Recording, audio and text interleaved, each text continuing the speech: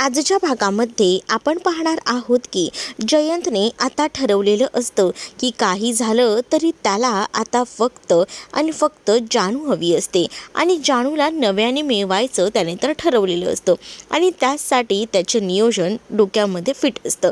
कारण त्याला आता असं वाटत असतं की जानू अशी नाही तशी आपल्याला भेटायला हवी आणि त्यासाठी त्याचे प्रयत्न सुरू असतात. मग आता तो ठरवतो की पूर्वीच्या वेशात न जाण्यापेक्षा आपण जरा नवीन आणि हटके वेशात जाऊया, म्हणजे कसं आपल्याला स्वतःहून जानू स्वीकारेल आणि जानू आपल्या नव्यानं प्रेमात पडेल असं काहीच वाटत असतं.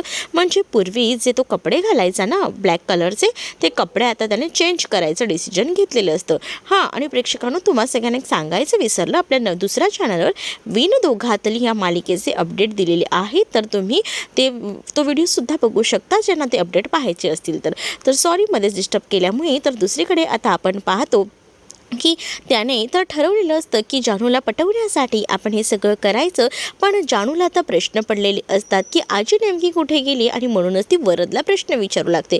वरदला म्हणते, या घरात नेमकं काय चाललंय? वरद म्हणतो, अगं सगळं काही नीट चाललंय, पण तू आल्यापासून जरा वेगळंच काहीचं वातावरण दिसते. त्या वरदला काही माहिती नसते, हिची मेमरी वगैरे गेली आहे. ते वरद आता डायरेक्टली तिला बोलून टाकतो, अगं आजी काहीच बोलत नाही, याचा अर्थ आजी तुला दिसत नाही हे माहीत नाही का तुला? आजी तर कोमात गेली आहे. ही गोष्ट जेव्हा आता इकडे असणाऱ्या जानूला कळते तेव्हा तिला धक्का बसतो. त्यानंतर आता ती बघायला जाते खरंच काय खरं आहे आणि काय खोटं, आणि म्हणूनच झोपलेल्या आजीला ती उठवायचा प्रयत्न करत असते.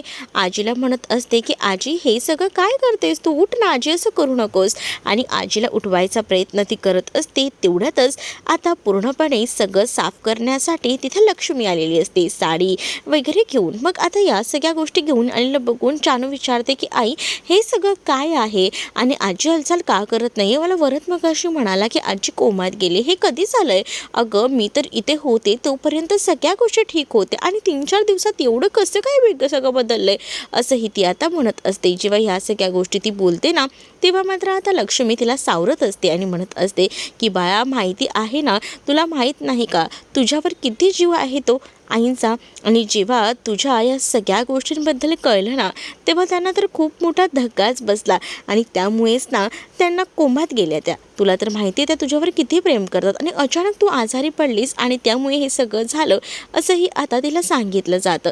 जेव्हा ह्या सगळ्या गोष्टी सांगितल्या जातात तेव्हा कुठे जाऊन आता तिला विश्वास बसतो की खरंच या सगळ्या गोष्टी खऱ्या आहेत. आणि तेवढ्यातच ना आता बाहेर दाराचा आवाज येतो, कुणीतरी दारावर आलेला आहे ही गोष्ट आता कळलेली असते. आणि जेव्हा ही गोष्ट कळते ना तेव्हा मात्र आता इकडे ती बघायला जाते की कोण आला आहे. दार उघडून पाहते तर काय जयंत आलेला असतो आणि जयंत जेव्हा येतो तेव्हा मात्र आता जानू त्याच्याकडे पाहू लागते. तिला आता कळत नसतं की नेमका हा आलाय तरी कोण, आणि म्हणूनच ती दारावर उभी राहून एकटक बघत असतानाच आता म्हणत असते की काय चाललंय, काय नेमकं घरात कोण कोण यायला लागलेत आता. मग आता ती बाबांना सांगते की बाबा कोणीतरी आलं आहे बघा. त्याच वेळेला बाबा म्हणजेच आता श्रीनिवास सांगू लागतात की हे ना हे माझे बॉस आहेत. आणि त्याच वेळेला जानू त्यांच्याकडे एकटक पाहू लागते, कारण जानूला ना आता खूपच जास्त त्याचा राग आलेला असतो आणि म्हणूनच आता जानू बघत असते. तर दुसरीकडे मात्र आता पाहायला मिळतं की जानूला आता धक्का बसलेला असतो, कारण जानूचा ना पदर मागून कोणीतरी ओढल्यासारखं वाटतो. म्हणूनच जानू मागे वळून बघते तर जानूला तेव्हा समजतं की तिचा पदर ओढला गेलेला नाही आहे, तर तिचा पदर हा चुकून जो आहे तो त्या समोर उभ्या असलेल्या माणसाच्या पदराला अडकला आहे. आणि तो पदराला अडकलेला पदर बघून ना ती खूप जास्त रागवलेली असते. ती मागे वळते आणि मागे वळून एकटक त्याच्याकडे बघत असते आणि त्याच्या शर्टाला जे काही आता तिची ओढणी अडकलेली असते ना ती हळूच काढायचा प्रयत्न न करता ती आता स्वतःहूनच ती खेचून काढते. जेव्हा आता ती स्वतःहून खेचून काढते ना तेव्हा मात्र आता हाताला खूपच जास्त इजा होऊ लागते आणि तेव्हा शर्टाचं बटन जे आहे ते सुद्धा तुटलेलं असतं.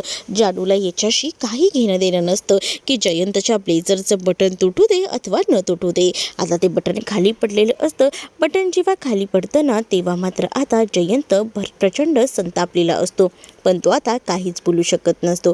त्यानंतर जानू जी आहे ती आतमध्ये निघून जाते, कारण तिला या माणसाचं थोबडं सुद्धा बघायचं नसतं. तर जयंत हा शांत असतो, कारण समोर लक्ष्मी श्रीनिवास असतात. त्यानंतर तो आतमध्ये जायला निघतो. जयंतराव ना सॉरी तुम्हाला जे काही सहन करावं लागलं त्यासाठी. तेवढ्यातच आता जयंत आतमध्ये आलेला असतो. आतमध्ये येताना त्यांनी शूजसुद्धा बाहेर काढलेले नसतात. तसेच ते शूज वगैरे घेऊन येतो. मग आता जानू पुन्हा एकदा अडवते, तुम्हाला काही शिस्त वगैरे आहे की नाही? आणि आई दरवेळेला मला घराचे नियम शिकवत असतेस आणि बाहेर तिराहित माणसाला हे कोणते नियम लागवलेले आहेस तू? मला हे पटलेलं नाही आहे आई. या माणसाला पहिल्यांदा बाहेर जायला सांगा आणि शूज काढायला सांग, नाहीतर या माणसाला आपण काही घरात घ्यायचं नाही. आणि असं बोलूनच ना आता बाहेर पाठवलं जातं. आणि जेव्हा त्याला बाहेर जायला सांगितलं जातं तेव्हा मात्र आता तो गुपचूपपणे शूज काढतो आणि मग शूज काढूनच आतमध्ये येतो. आता जेव्हा तो शूज वगैरे काढून आतमध्ये येतो तेव्हा मात्र आता जानू म्हणत असते की ह्यांच्यावर ना तर मला शंकाच येते. हे काही स्वतःला शाणे समजतात का? हे घर म्हणजे काही मोठं हे वाटलं का त्यांना? तुमचं ऑफिस नाही आहे हे घर म्हणजे आमचं स्वतःचं आहे. आणि तुम्हाला असं वाटत असेल की ह्या घरामध्ये असंच आतमध्ये डायरेक्ट येता येईल तर हा तुमचा भ्रम आहे. तुम्हाला असं आतमध्ये डायरेक्टली घुसता येणार नाही, मी पहिल्यांदाच तुम्हाला सांगत आहे, असंही आता म्हटलं जातं. आणि तेव्हाच ना आता सगळी शिस्त त्याला लावायचा प्रयत्न करत असते. त्यानंतर लक्ष्मी म्हणत असते की बाळा नको ना, अगं असं नको वागूस, कारण हे त्यांचे बॉस आहेत ना, मग ते बरोबर वाटत नाही. असं बोलून कसं तिला आता लक्ष्मी आतमध्ये पाठवून देते.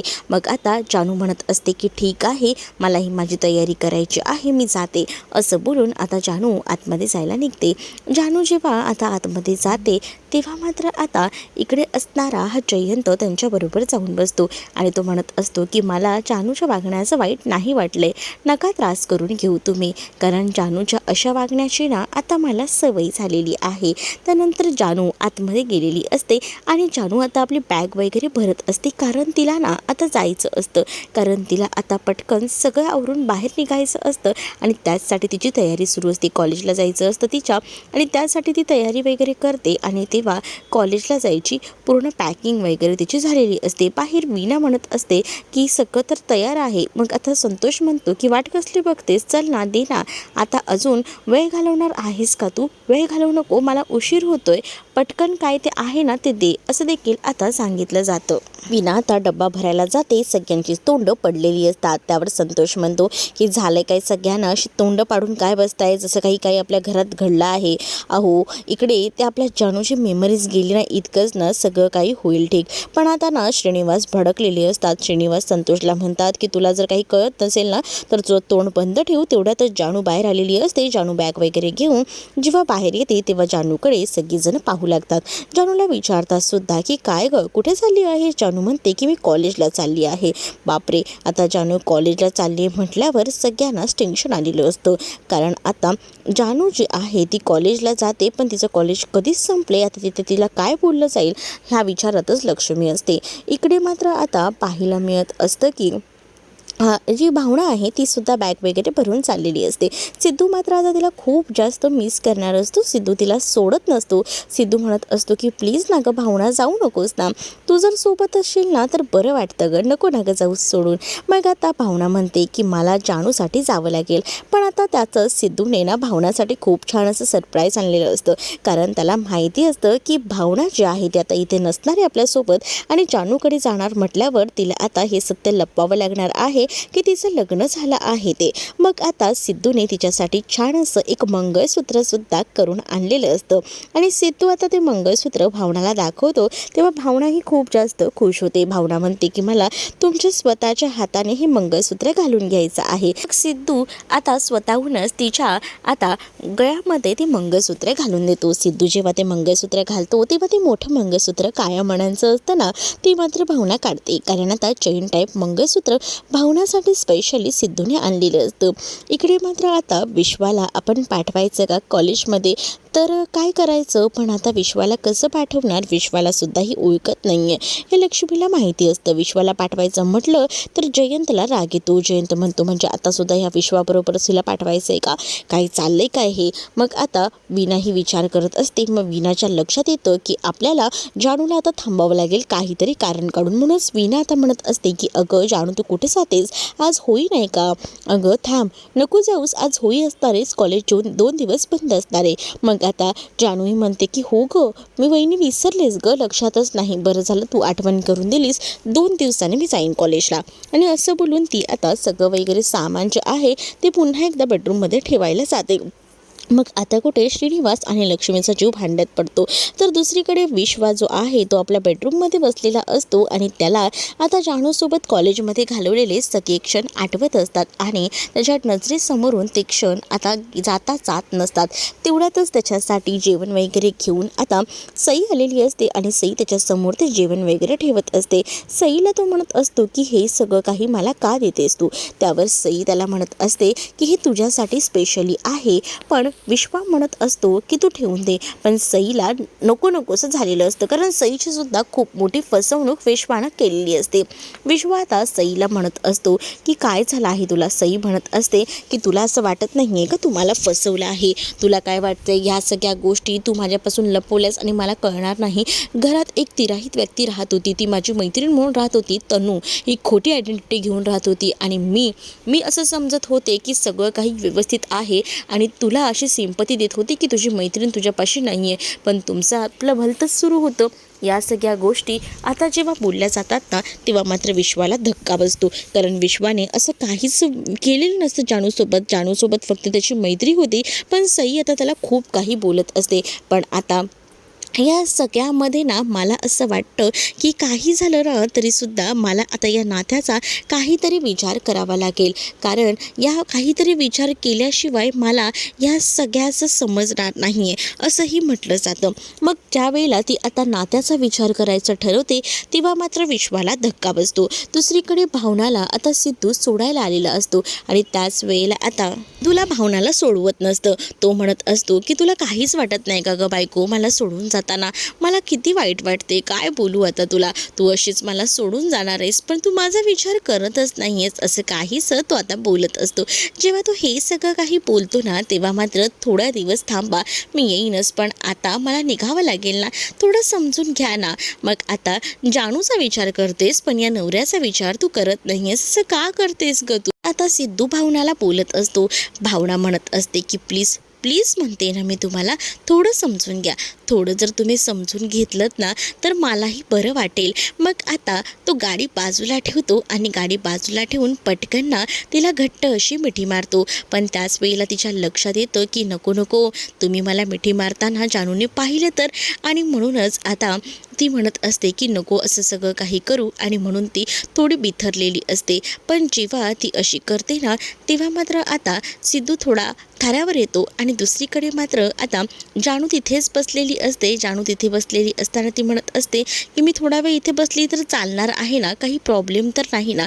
नाही बस, काही प्रॉब्लेम नाही आहे असं देखील सांगितलं जातं. आणि जेव्हा काहीच प्रॉब्लेम नाही असं म्हटल्यानंतर ती तिथेच पुस्तक वाचत बसलेली असते आणि यांच्या चर्चा सुरू असतात. पण त्यांच्या बोलण्यातून आता असं वाटत असतं की काहीतरी गडबड आहे.